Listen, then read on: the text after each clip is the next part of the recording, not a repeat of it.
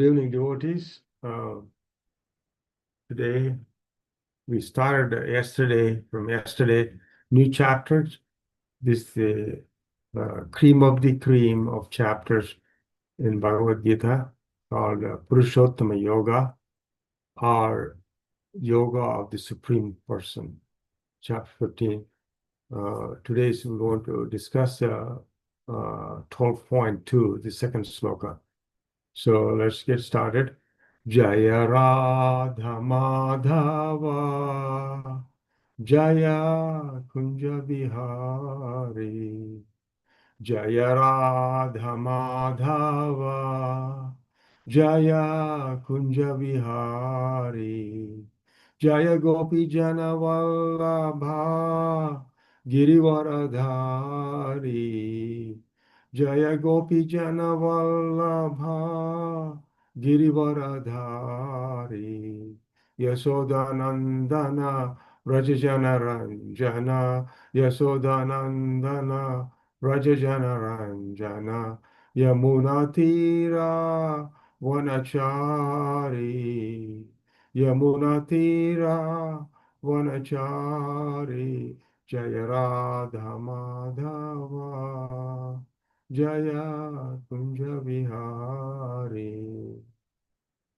Om Namo Bhagavate Vasudevaya. Om Namo Bhagavate Vasudevaya. Om Namo Bhagavate Vasudevaya. Ajnatimirandasya Jnananjana Shalakaya Chakshur Ulminitam Yena Tasmai Sri Gurave Namaha. Sri Chaitanya Manobishtam Stapitam Yena Bhutale Swayam Rupa Kadamayam Dadanti Swapadantikam. Namo Vishnupadaya Krishna Prastaya Bhutale Srimate Devamruta Swami Tinamane Pracharya Puradaksham Cha Bhaktachara Pravinata Pararthata Pikarinyam Yashe Sarviste Namaha. Om Namo Vishnupadaya Krishna Prastaya Bhutale Srimate Bhakti Vedanta Swami Tinamane Namaste Saraswati Devi Gauravani Pracharane Nirvishesha Shunyavadi Prachasta Deshatarine. Jaya Sri Krishna Chaitanya Prabhu Nityananda Sri Advaita Gadadhara Srivasadi Gaura Bhaktivinoda. Jaya Sri Krishna Chaitanya Prabhu Nityananda Sri Advaita Gadadhara Srivasadi Gaura Bhaktivinoda. Vanchakalpatarubhasya Kripa Sindhubhayavata Patitanam Pavanebhyo Vaishnavebhyo Namo Namaha. Hare Krishna Krishna Krishna Hare Hare Hare Rama Rama Rama Hare Hare. So we'll start with the Chatusloki, 10.8. Aham sarvasya prabhavo matta sarvam pravartate iti matva bhajante mam buddha bhava samanvitaha. I am the source of all spiritual and material worlds. Everything emanates from me. The wise who has perfectly known this engages in my pure devotional service and worship me with all their hearts. That's what Bhagavan Sri Krishna says in 10.8. 10.9, Machitta Madgata Prana Bodhayantasya Parasparam Atayantasya Mam Nityam Dushanti Cha Ramanti Cha. The thoughts of my pure devotees dwell in me. Their lives are fully devoted to my service, and they derive greatest satisfaction, bliss, from always enlightening one another. 10.10. Tesam satata yuktanam vachitam pritapurvakam dadami buddhi yogantam yenamam upayanti te. To those who are constantly devoted in serving me with love, I give the understanding by which they come to me. Tesam evanukampartam aham ajnanajam tamaha nasayamit atmabhavasto Jnanadipena Bhaspata. To show them special mercy, I, dwelling in their hearts, destroy with the shining lamps of knowledge the darkness born of ignorance. Powerful. And we do these two Kunti's Maharani's prayers, Srimad Bhagavatam 1.8 to 1. Krishnaya Vasudevaya Devaki Nandanaya Cha Nanda Gopa Kumaraya Govindaya Namo Namaha. Let me therefore offer my respectful obeisance unto Lord, who has come the son of Vasudeva, the pleasure of Devaki, the boy of Nanda, and the other cowherd men of Vrindavana, and the enlivener of cows and senses. Srimad Bhagavatam 1.8.22. Nama Pankajanabhaya, Nama Pankajamaline, Nama Pankajanetraya, Namaste Pankajankaye. My respectful obeisance unto you, O Lord, those whose abdomen is marked with depression like a lotus flower. Those who are always decorated with garlands of lotus flowers, whose glance is as cool as lotus, and whose feet are engraved with lotuses. Hare Krishna. Yeah. So, what is Bhagavad Gita? Bhagavad Gita is a life manual, life of this material body and also eternal spiritual body. So it discusses 5 important aspects of life. One is Ishvara, the Supreme Lord; Jiva, the living entity; Prakriti, the material nature; Kala, the time; Karma, action, reaction. This is the very important 5 elements, 5 features the Bhagavad Gita describes about. And Bhagavad Gita is also divided into 3 major sections. One is section 1, chapters 1 to 6, discusses about Karma Yoga. Chapter 7 to 12, in the second section, Bhagavan Sri Krishna purely discusses about Bhakti Yoga. In chapter 13 to chapter 18, this last 6 chapters is the third section of the Bhagavad Gita. Bhagavan Sri Krishna talks about Bhakti through Jnana. And that's the last section we are in. We are in the 15th chapter today, as we discussed. And what is the connection from where we started chapter 13 to chapter 15 to the versus sloka? Bhagavan Sri Krishna elaborates. I wanted to bring that connection. 13, 1 to 2, Arjuna asked these important questions, about 6 important. You wanted to find out from Bhagavan Sri Krishna what is meant by Prakriti, the nature; Purusha, the enjoyer; Kshetram, the field; Kshetrajnam, the knower of the field; Jnanam, the knowledge; and Gnayam, the object of knowledge. And in essence, only the 4 of these 3 to 6 he is asking specifically to shed light on, because nature and the enjoyer, Bhagavan Krishna talks about prior chapters already. And what is the meaning of this? The meaning of this is where Arjuna asks to Bhagavan Sri Krishna his worldview as per Sankhya Yoga. Sankhya Yoga has been propounded by Bhagavan Sri Krishna's avatar, which is Kapiladeva. Bhagavan Sri Krishna's expansion is Kapiladeva, and describing the Sankhya Yoga to his mother, Devahuti, that is, comes into the 3rd canto of Srimad Bhagavatam.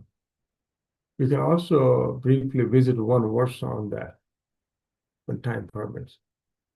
So, in chapter 13, what is the difference between Sankhya that Bhagavan Sri Krishna elaborates to Arjuna to science, what we have? everything is now, world is run through the science, right? Computers and cell phones, cell phone towers to satellites, everything. So science is there for comfort. With the click of a button, now we can do things. You can do online banking. You don't need to go to the bank. All of these are comforts. So what the science brings, control and also comfort, that makes you more raga, more bondage, basically. Whereas Sankhya philosophy uh, gives one renounce or vairagya. And this is a timely as well as timeless knowledge about which Sri Krishna talks to Arjuna. It's not a set of data like how we see the science. This is the actual world's view, life's vision. Process of gaining knowledge and values needed to keep gaining the knowledge. That is, what is your attitude of looking at the world changes after you learn this knowledge from Bhagavan Sri Krishna himself. That's the purpose of it. In 13th chapter, verse 6 to 7, Sankhya Yoga was described in a nutshell, where 24 elements was discussed. 5 are Pancha Mahabhutas, that is, water, air, earth. These are Pancha Mahabhutas. And then 5 senses, knowledge acquiring senses, ear, nose, and skin, etc. And working senses, there's speech, hand, legs, anus, and genitals. And sense objects, there's form for eyes, and there's sound for ears, and smell for nose, and the taste for tongue, and the touch for skin. Bhagavan Sri Krishna in the 15th chapter kind of elaborates on this too. It's continuation of more and more understanding. And then 4 subtle things is mind, intelligence, and ego, and also unmanifested 3 modes of material nature. So this was elaborately discussed in chapter 13 and also mostly chapter 14, 3 modes of material natures, which actually makes us the Nitya Baddhas based upon these 3 modes of material natures, binds the soul to these external sense objects. And 25th is Kshetrajna, that is knower of the field. That's my body, I'm the Kshetrajna, because I know the field of my body, whereas I don't know the field of other people's bodies. But Paramatma, who is existing in everyone as a super soul, he knows it all. He's the in charge of everything. So this Paramatma is the expansion of Bhagavan Sri Krishna's one of the forms. Whereas I discussed Arjuna questions, touches the 3 modes of in the chapter 13, and elaborates in chapter 14, Bhagavan Sri Krishna. These are 6 concepts of the bedrock philosophy of Sankhya. And the modes of material nature is also part of that. And then Bhagavan Sri Krishna explains the modes to deepen Arjuna's understanding of Sankhya. And what is the result, net results of this? You will have Krishna's vision or lens. You see the world through Krishna's vision or lens. Right now, I've been conditioned, programmed, whatever my programming is, that's how I see the world. But when you have Krishna's vision or lens, by studying, understanding Bhagavad Gita, you see the world as it is, not as you like it to be or as you think it is. Which one is better? We want to see through the world as Krishna's lens or my lens. I take Krishna's lens billion, trillion times more. So that's where we're going to learn about what Bhagavan Sri Krishna talks about. So there's one specific verse in the Bhagavan Sri Krishna also talks about the 20 processes of knowledge. Among these, Bhakti Abhyabhicharani, Bhakti, devotional service is very important of these 20 paths of knowledge. That is, here if you see, uh, 16 constant aligned devotional service of these 20 different paths of knowledge is the key, because through that, everything else will be apparent. And how you do that? By approaching a bona fide spiritual master and getting the knowledge. And Prabhupada is also Acharya, founder Acharya. He is a Shiksha Guru for all of us. And Prabhupada explained this Bhagavad Gita as it is through his purpose beautifully 50 years ago, right? So what are the other 18 of these paths of knowledge? Humility, pridelessness, non-violence, tolerance, simplicity, approaching bona fide spiritual master, what we talked about, cleanliness, steadiness, self-control, renunciation of objects of sense gratification, absence of false ego, perception of the evil, birth, death, old age, and disease, attachment, freedom from entanglement of the family, even-mindedness among us, pleasant and unpleasant events, 16 constant unalloyed devotional service of Vyabhicharani Bhakti, aspiring to live in a solitary place, detachment from the general mass of people, accepting the importance of self-realization, philosophical search for absolute truth. And Bhagavan Sri Krishna in this verse clearly says all these are declared, Arjuna, as not to be knowledge. And if anything else out of this is ignorance. Prabhupada explains in this purport on these verses. So 1322, Bhagavan Sri Krishna talks about gunas. Purusham prakriti stohi bhunte prakriti gunan karna guna samyasya sada sadhyoni jamasu. So the living entity in material nature thus follows the ways of life, enjoying the three modes of nature. This is due to his association with that material nature. Thus, he meets with the good and evil among different species. We have 8.4 million species of life according to Srimad Bhagavatam. So, based upon the modes of this material nature, our soul passes through all of these different species of life. Prabhupada explains in this purport, this verse is very important for an understanding of how living entities transmigrate from one body to another. It is explained in the second chapter also that the living entity is transmigrating from one body to another as one changes the dress. From old dress or dress is old, you want to get a new dress. So similarly, our soul changes this body as it gets old. This change of dress is due to the attachment to the material existence. As long as he is captivated by this false manifestation, he has to continue transmigrating one body to another because of our attachment through these three modes of material nature. How he is put into such different bodies is explained here. It is due to association with the different modes of nature. One has to rise above the three modes of material nature in transcendental form, transcendental position.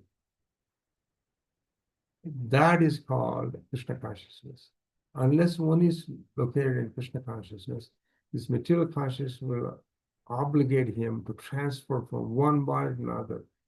This is called Nitya Baddha, eternally bound stage of material consciousness, because he has the material desires since the time immemorial, but he has to change their conception. How do you do that? That change can be affected by hearing from authoritative source. So how can you change this perception of knowledge from Nitya Baddha to liberated state? Is by hearing from authoritative source, hearing from the Supreme Personality of Godhead, Bhagavan Sri Krishna himself, and through the pure devotees like Prabhupada, Acharya Prabhupada, translated this conversation, which was originally recorded, heard by Sanjaya, to spoken to Dhritarashtra and recorded by Vasudeva in Sanskrit, Devanagari, and Prabhupada translated beautifully into English 15 years ago and spread this knowledge all over the world. The authoritative source is important. The best example here is Arjuna is hearing from the science of God, science of God from Krishna himself. Living entity, if he submits to this hearing process, will lose his long cherished desire to dominate the material nature. And gradually and proportionately, as he reduces this long desire to dominate, he comes to enjoy the spiritual happiness. In a Vedic mantra, it is said that as it becomes learned in association with Supreme Personality, Godhead, the proportion to religious is eternal bliss. And due to his desire to lord it over material nature, he is put into such undesirable circumstances. Under the influence of material nature, entity can be born as a demigod in a higher planetary system, or a man in this planetary system, a beast or a bird, a worm or aquatic, a saintly man or bug on the earth. So this is going on, Prabhupada says. And in all cases, the living entity thinks himself to be the master of these circumstances, yet he is under the influence of material world. That's where we don't have a knowledge until Acharya, Prabhupada, opens up our knowledge from conversation with Arjuna, Krishna, Supreme Personality of Godhead. So this is a metaphor of three modes.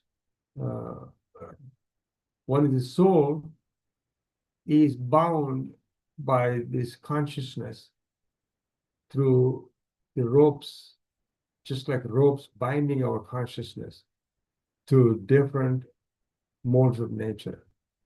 Sattva, Rajas, Tamas.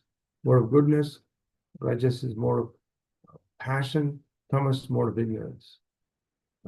It's like the ropes pulling them, pulling the soul into our consciousness. Similarly, it can also be like a gear compared to a gear in a car, right? If you have a shift, old kind of car, shift, even the automatic cars nowadays, if you put a reverse, car only goes to the reverse. And the driving, similarly, different sticks, right? So similarly, our consciousness is being dragged by this modes to go in certain direction. While this sattva guna is the person have clarity, both externally, internally, is a proof of goodness. Whereas Rajas is passion, more activity, more control-oriented activity. Tamas is more lethargy, which is more of ignorance, and people try to escape from their work. And this is the one, Srimad Bhagavatam, chapter, Canto 3, chapter 25, verse 15, we talked about, I was mentioning about how Devahuti has been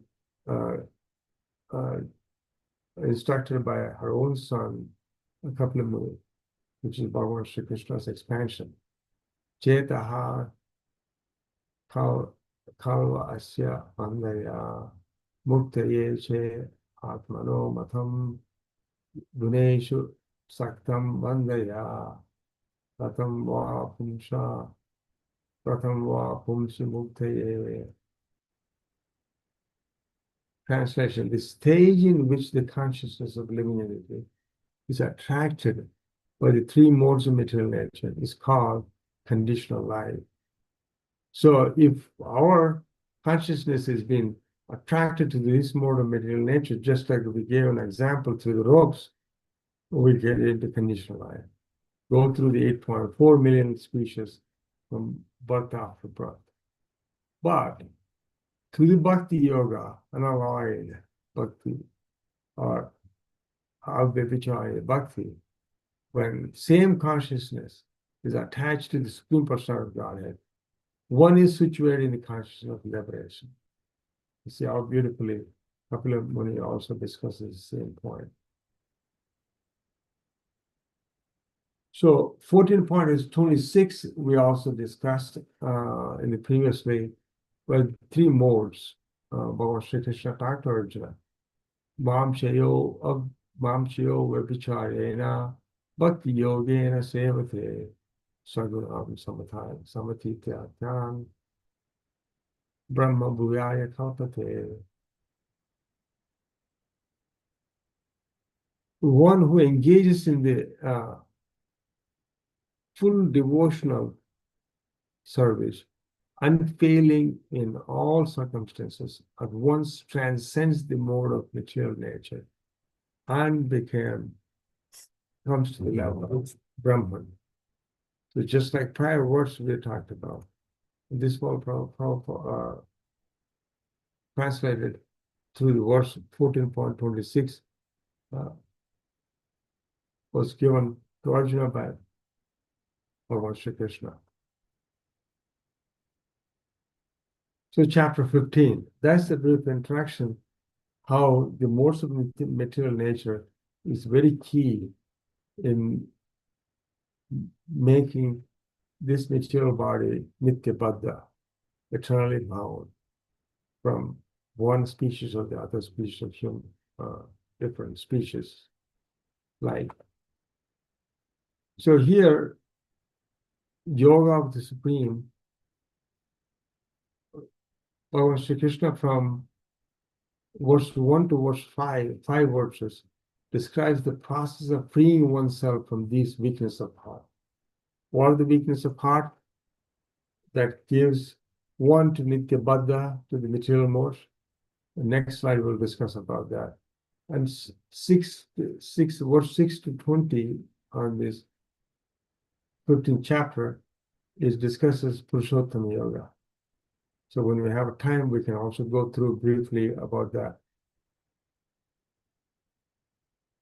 So what are the weaknesses of heart?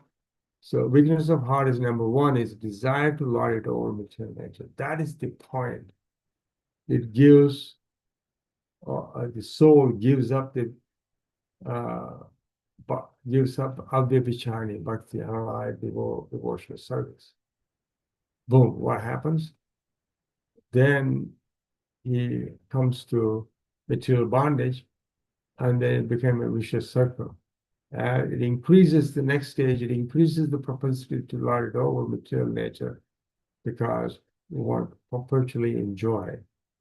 If I get this, then I want to get another one. So this goes on forever, like Prabhupada talks about. As a result of that, you have attachment and possession of matter, and that's it. So eternally you are Nitya Baddha. How do we overcome this weakness of heart? By Avyabhicharya Bhakti, getting ourselves up, elevated to Avyabhicharya Bhakti through Sadhu Sangha and chanting. Prabhupada established in ISKCON, at least minimum we chant 16 rounds, particularly in Brahma Muhurta, and follow the four regulated principles. No meat eating, no gambling, no illicit sex, and no meat eating, no gambling, no illicit sex. There's a fourth one. No meat eating, no gambling, no illicit sex, and no substances, whatever. So that mind alters, including alcohol, drugs, and all of it. And association with devotees is important for the get rid of the personal matter.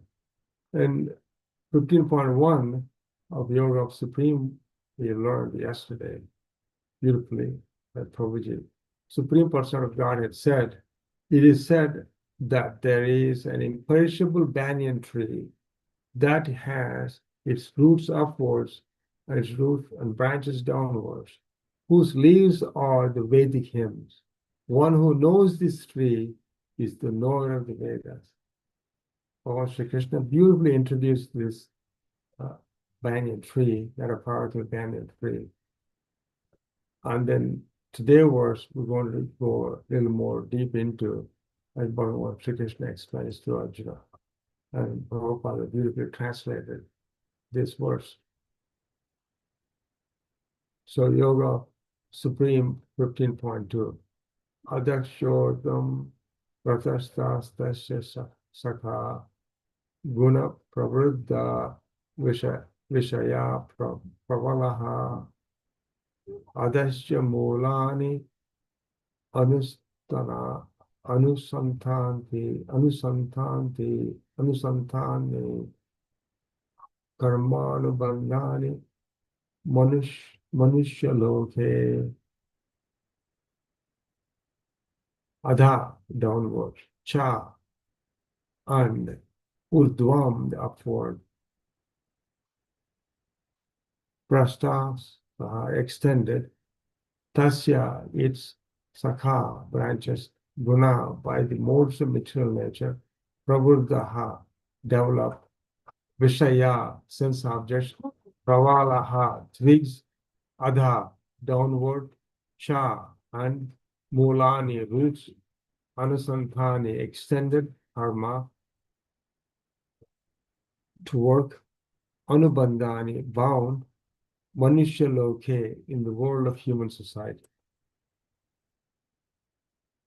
Translation. The branches of this tree extend downwards and upwards, nourished by the three modes of material nature. The twigs are the branches of the senses. This tree also has roots downwards, and these are bound to the fruitive actions of human society.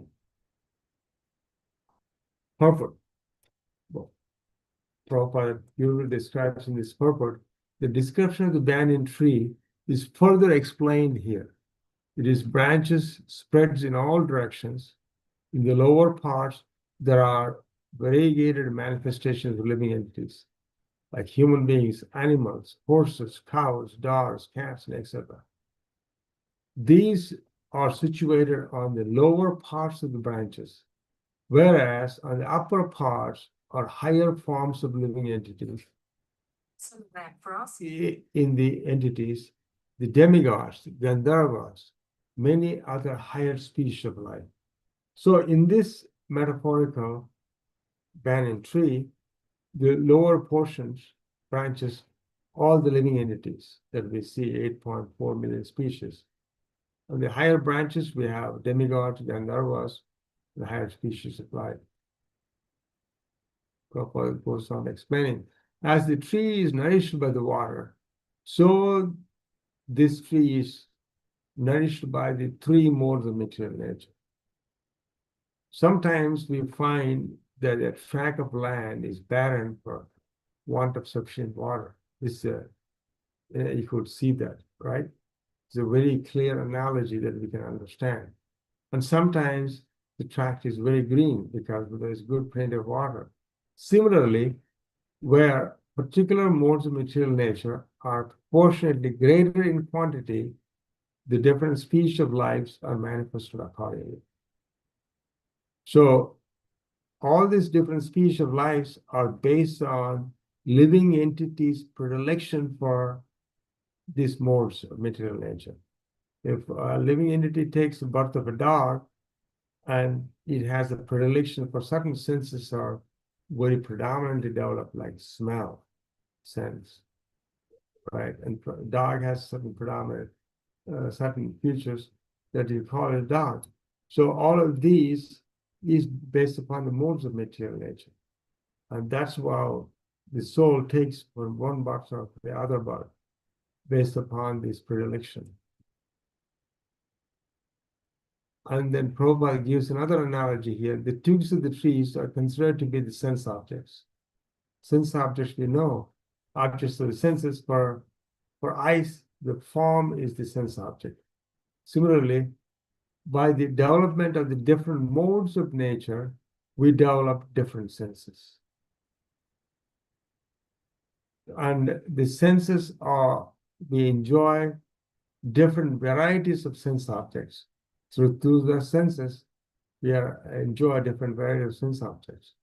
The tips of the branches are the senses.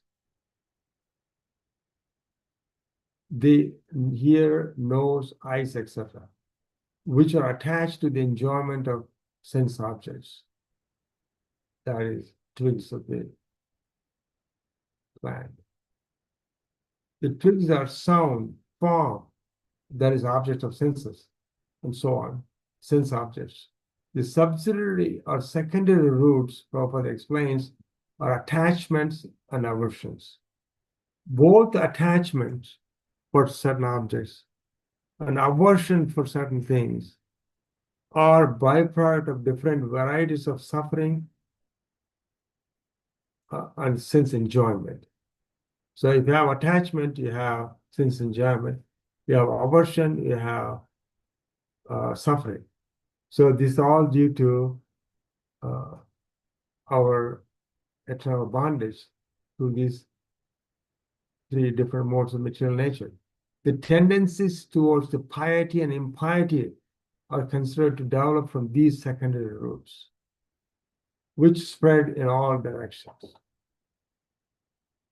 So beautifully, Prabhupada gives an example of banyan tree and how we are the eternally lit Buddhas.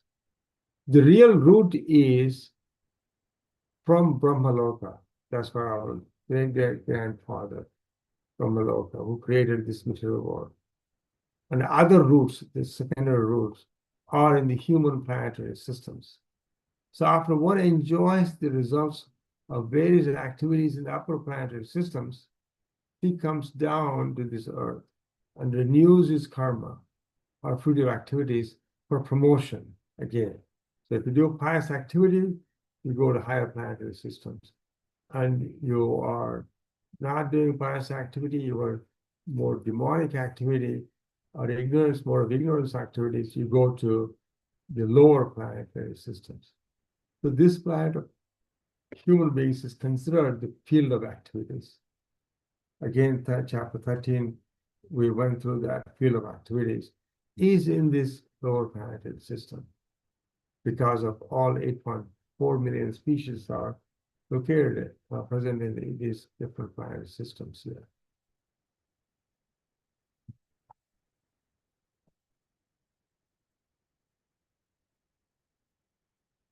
And Prabhupada, the translations from Bhagavan Sri Krishna's other rest of these slokas in this chapter kind of connects this concept of how we're eternally Nityabadha. We're eternally bonded. So 3 to 4 verses, the real form of these three cannot be perceived in this world. Tree cannot be perceived in this world. No one can understand where it ends, where it begins, where its function is. But with the determination, one must cut down this strongly rooted tree with weapons of detachment. Therefore, one must seek that place from which, having gone, one never returns. And there surrenders to the Supreme Personality of Godhead, from whom everything is began and from whom everything has extended since time immemorial. And that is the location called Goloka Vrindavan. You wouldn't come back after you go there. That's exactly what Sri Krishna talks about here. So 15.5, those who are free from the false prestige, illusion, false association, who understands the eternal, who are done with the material lust, who are free from the dualities of happiness and distress, and who are unbewildered, know how to surrender to Supreme Person, attain to that eternal kingdom. And 15.6, that supreme abode of mind is not eliminated by the sun or the moon, nor by life, nor by fire or electricity. Those who reach it never return to this material world. It is self-eliminated by the Bhagavan Sri Krishna's. 7th verse. The living entities in this conditioned world are my eternal fragmental parts. So we are all living entities are eternal fragmental parts of Bhagavan Shri Krishna. Due to conditional life, they are struggling very hard with the six senses, which include mind. Eighth verse. The living entities in the material world carries these different conceptions of life from one body to another, as the air carries the aroma.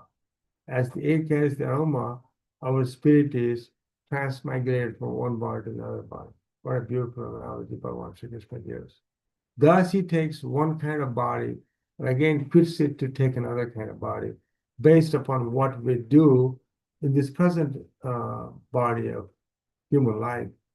So that dictates the next future body that we're going to take in this 8.4 million species. So 9th sloka, the living entity thus taking another gross body attains certain types of ear, eye, tongue, nose, and sense of touch, which are grouped about the mind. They're all connected to the mind. And he thus enjoys a particular set of sense objects. Prabhupada gives this gross example of pigs. You know, somebody who wants to have unlimited sex and is born as a pig. And also who are more of ignorance, pig, what a pig does. Pig eats the excrete, right? That is, they're all dictated by what you do this life. Either you want to take a pig's life, a dog's life, a bird life, or higher planetary system to enjoy a better life, like Gandharvas, Siddhas, and etc.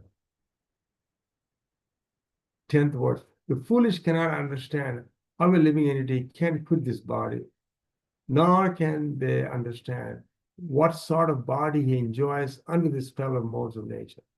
But one whose eyes are trained in knowledge can see all of this. So who is trained in the knowledge? We're all trying to get training in knowledge from Bhagavan Shri Krishna, how he discussed to Arjuna, and how Prabhupada translated this beautifully. That's how we get knowledge. 11th verse.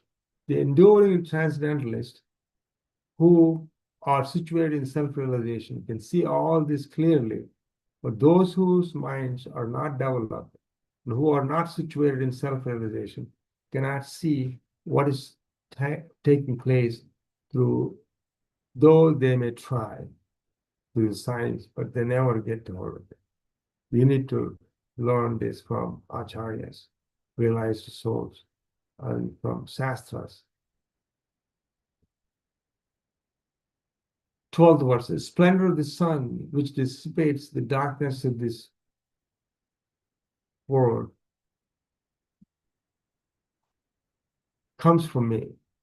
And the splendor of the moon, the splendor of the fire also comes from me. This reminds me of another sloka Bhagavan Shri Krishna talks about, that is 9.7, how is the sun and the moon, and his syllable Om. 13th verse, I enter into each planet, and by my energy, they stay in orbit. You know, the science talk about how these planets stay in the orbit. This is what Bhagavan Shri Krishna talks about, through the Bhagavan Shri Krishna's external energy. I become the moon, thereby supplying the juices for all the living, all the life to the juices of life to all vegetables that we eat. I am the fire of digestion in the bodies of all living entities, and I join with the air of life, outgoing and incoming, to digest the four kinds of food stuff. These are four kinds of food stuff that we drink, chew, lick, and suck. All these four different kinds of food stuff is digested by Bhagavan Shri Krishna. I am seated in, and if you think about it, this digestion is happening both in devotees or atheists, everyone. Bhagavan Krishna's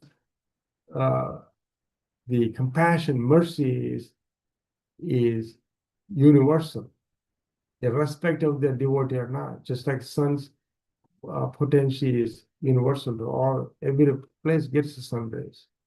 I am seated in a 15:15. This is the important verse, crux of the matter, the entire 700 verses of slokas of Srimad Bhagavatam. This is the important verse, 15:15. I am seated in everyone's heart, and from me comes the remembrance, knowledge, and forgetfulness. By all the Vedas, I am to be known. Indeed, I am the comparer of Vedanta, and I am the knower of the Vedas. 16. There are two classes of beings, the fallible and infallible. In the material world, every living entity is fallible because eventually they die. In spiritual world, every living entity is infallible. Besides these two, there is the greatest living personality, the Supreme Soul, the imperishable Lord Himself, who has entered the three worlds and is maintaining them. 18. Because I am transcendental, beyond both fallible and the infallible, and because I am the greatest, I am celebrated both in this world and in the Vedas as the Supreme Person. You know,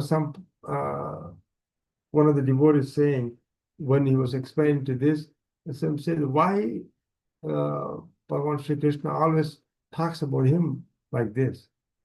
And that's the truth. You know, the king, he is the ultimate in charge of the entire kingdom. And he would say, I'm the king. What's wrong with that? Right? That is out of mercy. He tells to us. You don't have to tell us that. So 19th verse.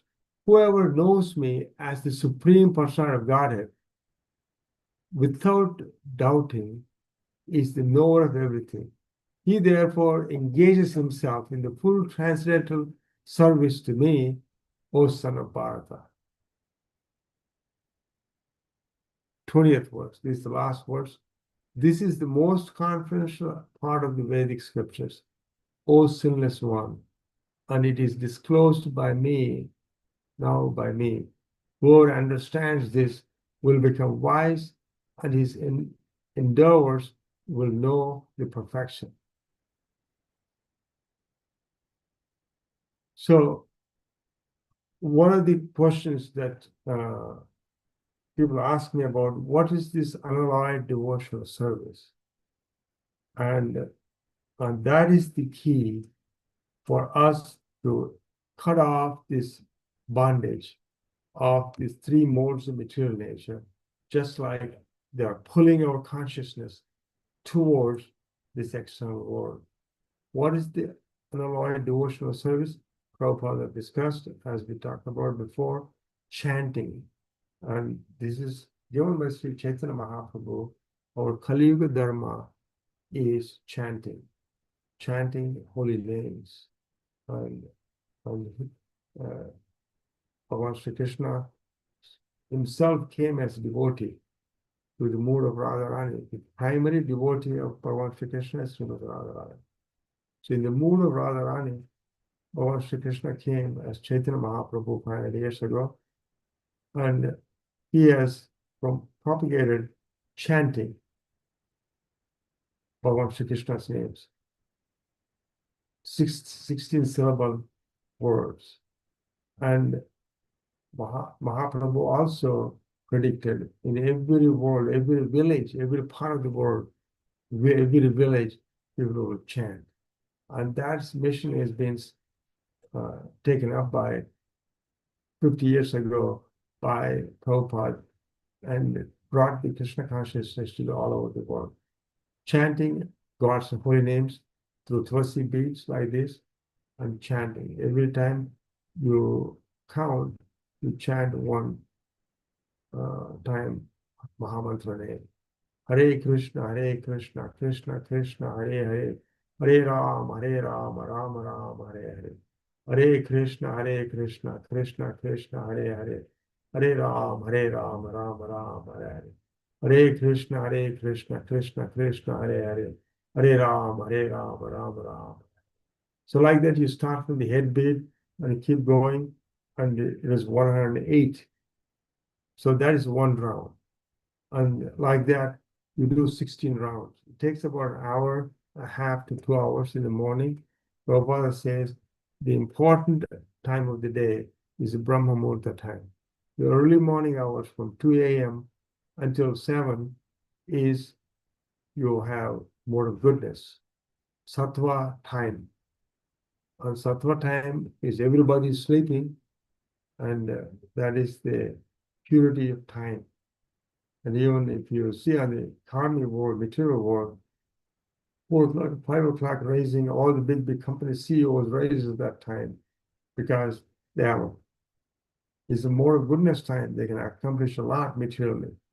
Similarly, Prabhupada encouraged all devotees to chant in Brahma Muhurta time, 16 hours, and then follow the 4 regulated principles, just like we discussed. No meat eating, no intoxication of whatsoever, because we're not born from any intoxication. Our body is made up of water. And Krishna says, 7.8, he is the taste of the water. So we don't need to put anything in our body that is not belong to us. That is intoxication. That will drag our soul down to more ignorance. And then no illicit sex, because you wouldn't have purity. Bhagavan Shri Krishna talks about in Bhagavad Gita on the sex contrary, not contrary to the spiritual law or scriptural knowledge. So, which is, if you sex out of the wedding is not allowed. And then next is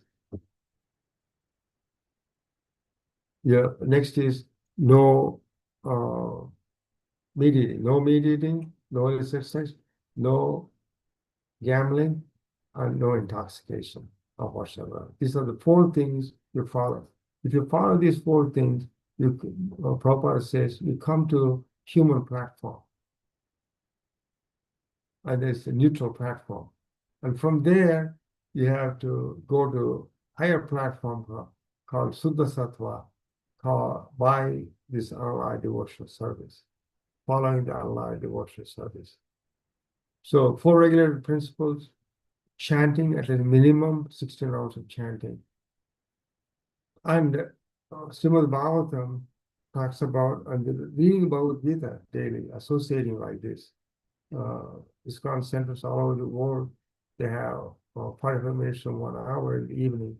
But Bhagavad Gita verse is discussed and discussed in detail and talked about. And also reading Srimad Bhagavatam. Bhagavad Gita has 700 verses. Srimad Bhagavatam has 18,000 verses. So reading at least slowly, Srimad Bhagavatam daily, associating with devotees, and having unalloyed devotional service that is spiritual. Come to the spiritual platform. Spiritual. Ritual, rituals you do. I do this, I get this. And I do this homa, I get this benefit. It's rituals. And if you bring your heart, your soul into that with the love, unalloyed devotion to Bhagavan Shri Krishna, they're called spiritual. So come to spiritual platform.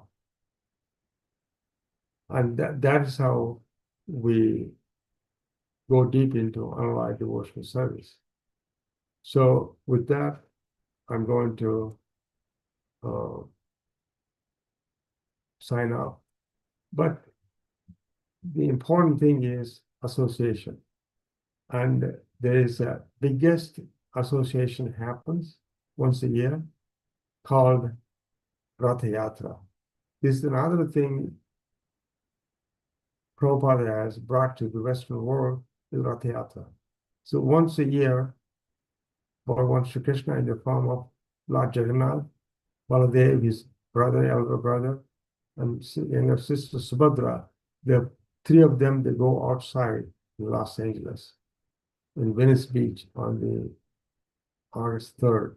This is going to be an incredible event, and that is another aspect. If anything you do on that day, and that is also part of devotional service, because you're directly seeing the Lord, Archvigraha, coming to you, coming to everybody to have darshan.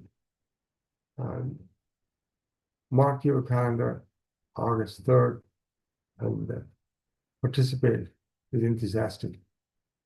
Thank you very much. Hare Krishna, Krishna Krishna, Hare Hare, Hare Rama, Rama Rama, Hare Hare.